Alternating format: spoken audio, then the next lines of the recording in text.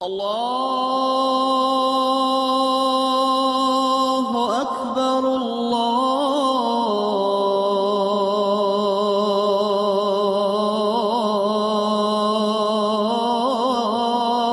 اکبر۔ مسجد اللہ کا گھر ہے جہاں 5 وقت مسلمان اللہ کی بڑائی اور عظمت کے سامنے سر جھکاتے ہیں۔ اشہد ان محمد رسول اللہ۔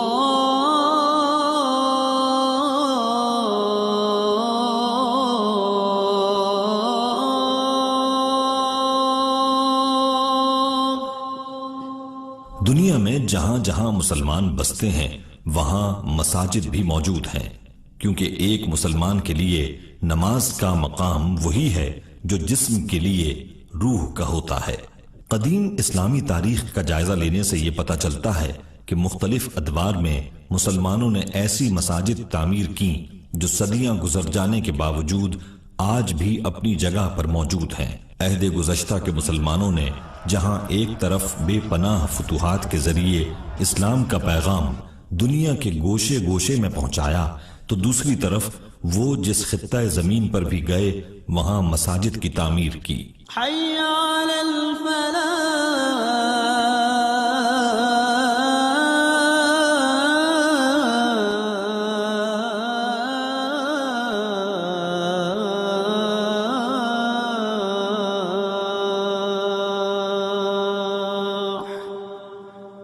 کہتے ہیں وقت بہت کچھ بدل دیتا ہے، لیکن دنیا میں ایسی تاریخی مساجد موجود ہیں جو صدیاں گزر جانے کے باوجود اپنا مقام اور تاریخی حیثیت برقرار رکھے ہوئے ہیں۔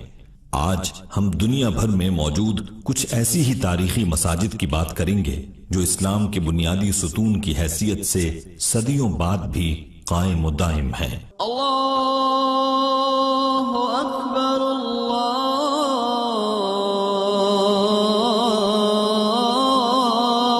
اکبر۔ لا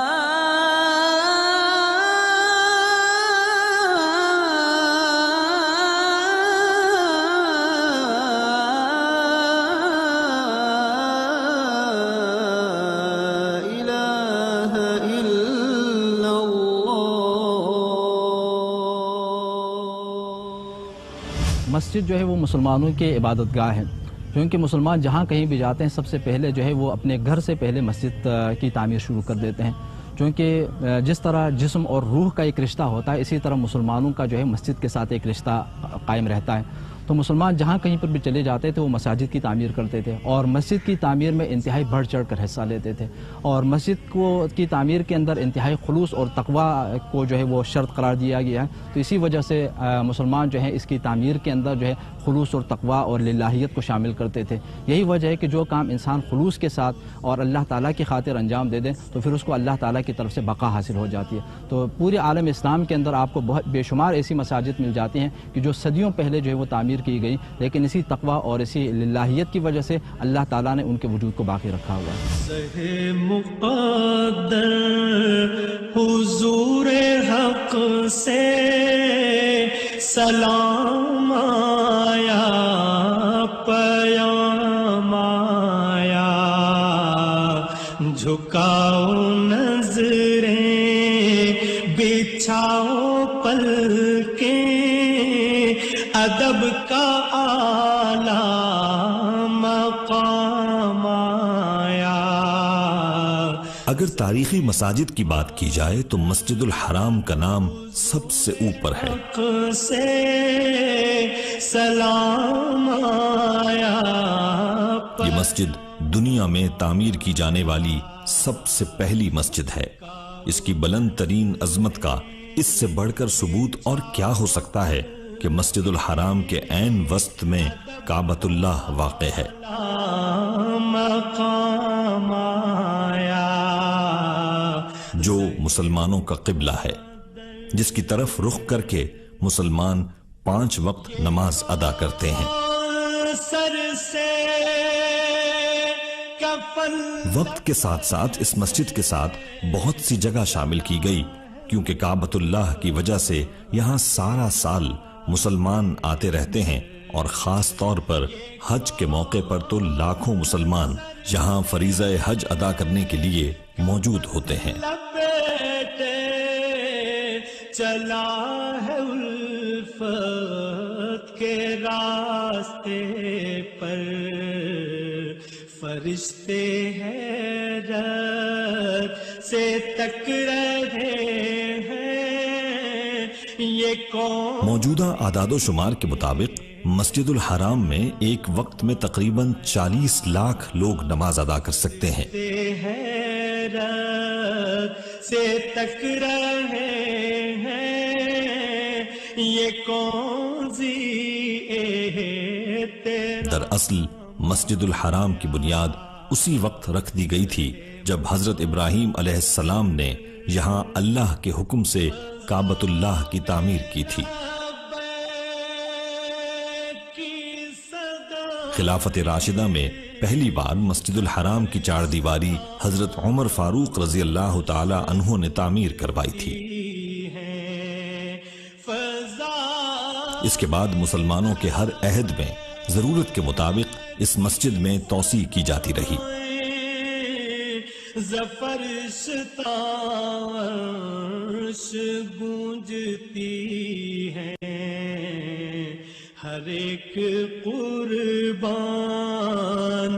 ہو رہا ہے زباں پہ یہ کہ اور آج دنیائے اسلام کی اس اولین مسجد میں لاکھوں نمازیوں کے لیے گنجائش پیدا ہو چکی ہے۔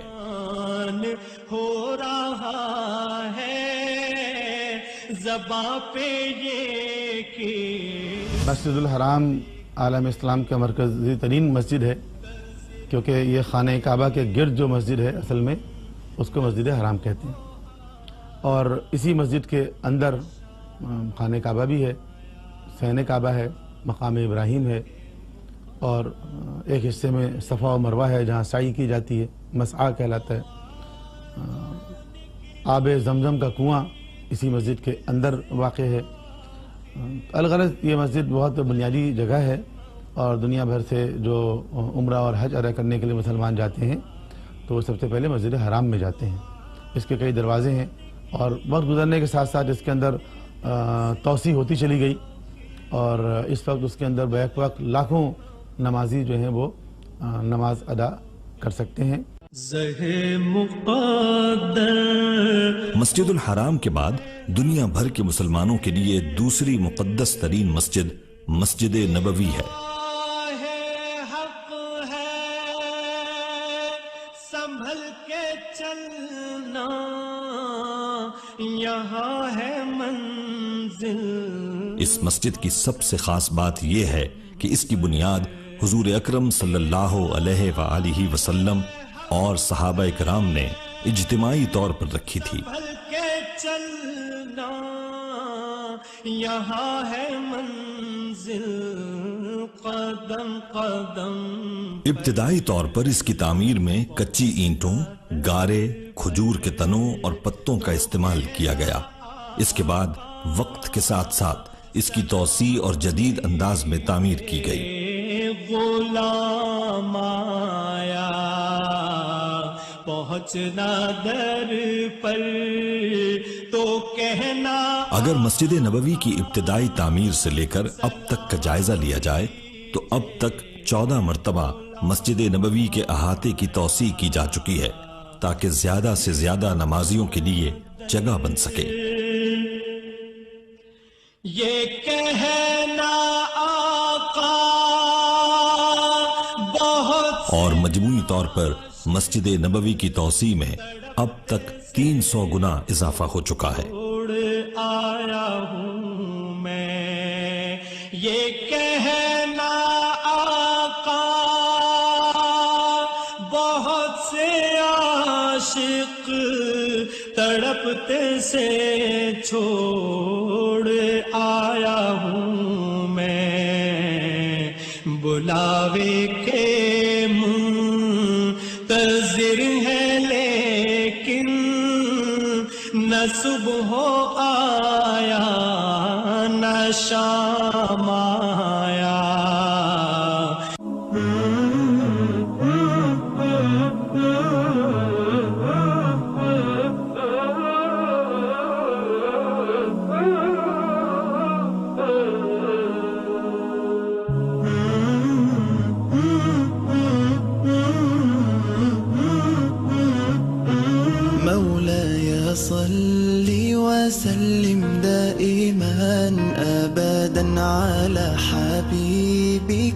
خير الخلق كلهم مولاي صل وسلم. خوبصورت اور تاریخی مساجد کی بات کی جائے تو ترکی کے شہر استنبول کو ایک نمایاں مقام حاصل ہے. خلق كلهم یہاں لا تعداد تاریخی اہمیت کی حامل مساجد موجود ہیں.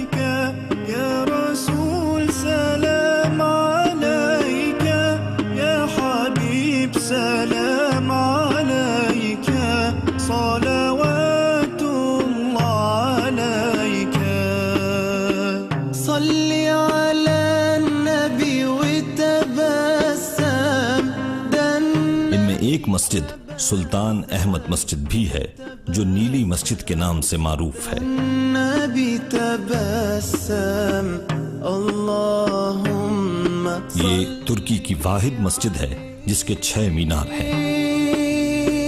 قلب المتيم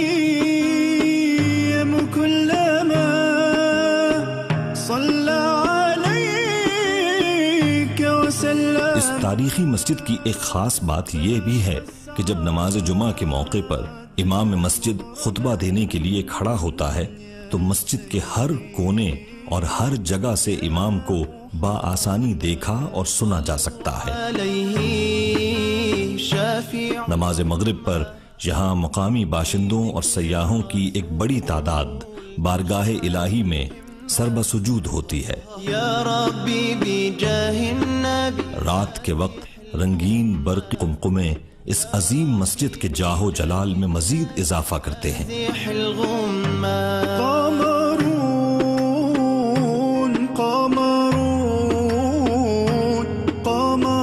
سيدنا النبي. اس مسجد کو عثمانی عہد کے فرمانروا احمد اول نے 1609 سے 1616 کے درمیان تعمیر کرایا تھا. وجميل سيدنا النبي وجميل. اور اس مسجد کی تعمیر کے دوران نیلی ٹائلیں استعمال کی گئیں، اسی لیے اس کا نام نیلی مسجد پڑ گیا. من مكة حبيبي نور سطع المدينة من صلى صلاته واتحلى بصفاته يا بخت اللي في ظله ماشي يشفع له في ما. تاریخ اسلام کی اولین مساجد میں مسجد قباء کا ذکر بھی ہوتا ہے. قباء دراصل وہ مقام ہے جب مکہ مکرمہ سے ہجرت کر کے حضور اکرم صلی اللہ علیہ وآلہ وسلم پہلی بار مدینہ منورہ میں داخل ہوئے تھے تو انہوں نے کچھ دیر آرام کیا تھا اور یہیں تاریخ اسلام کی پہلی مسجد یعنی مسجد قباء تعمیر ہوئی تھی. اللهم صل عليه اسم النبي اللي دعا علينا وادعوا. اس مسجد کی تعمیر کے دوران پہلا پتھر حضور اکرم صلی اللہ علیہ وآلہ وسلم نے اپنے مبارک ہاتھوں سے رکھا. اس کے بعد حضرت ابو بکر صدیق رضی اللہ تعالی عنہ اور حضرت عمر رضی اللہ تعالی عنہ نے ایک ایک پتھر رکھا. لما بنصلي على نبينا. دنیا کے گوشے گوشے سے جب مسلمان مدینہ منورہ کی زیارت کے لیے آتے ہیں تو مسجد قباء کی زیارت بھی کرتے ہیں اور حضور پاک صلی اللہ علیہ وآلہ وسلم اور صحابہ کرام کی اسلام کے لیے دی گئی قربانیوں کو یاد کر کے اپنا ایمان تازہ کرتے ہیں.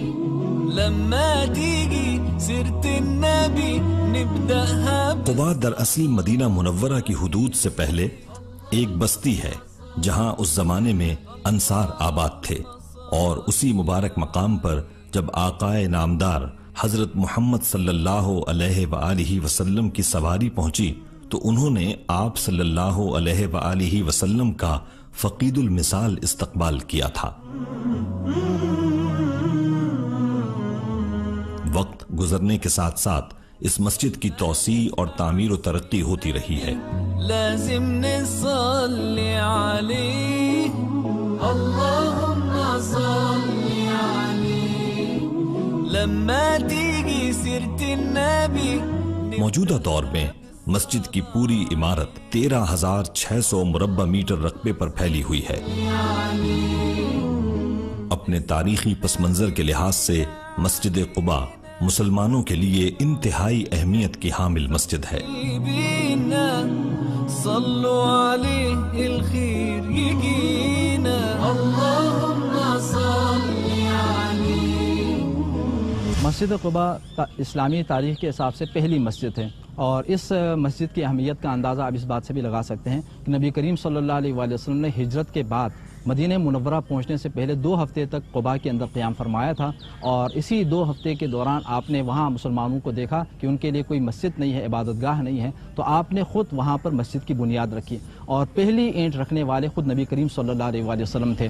اور یہ مسجد مدینہ منورہ کے اندر جو مسجد نبوی ہے اس سے بھی پہلے تعمیر کی گئی، چونکہ مدینہ قیام ہجرت فرمانے کے بعد آپ نے مسجد نبوی تعمیر فرمائی، لیکن قباء کی مسجد اس سے بھی پہلے کی ہے۔ اور قرآن کریم کے اندر جس مسجد کے بارے میں فرمایا گیا ہے کہ اس مسجد کی بنیاد جو تقویٰ کے اوپر رکھی گئی، اس میں شائستہ یہ ہے کہ آپ وہاں پر قیام فرمائیں، وہ اسی مسجد قباء کے بارے میں اللہ رب العزت نے فرمایا ہے۔ الصبح بدا من طلعته والليل دجا من وفرته فأقر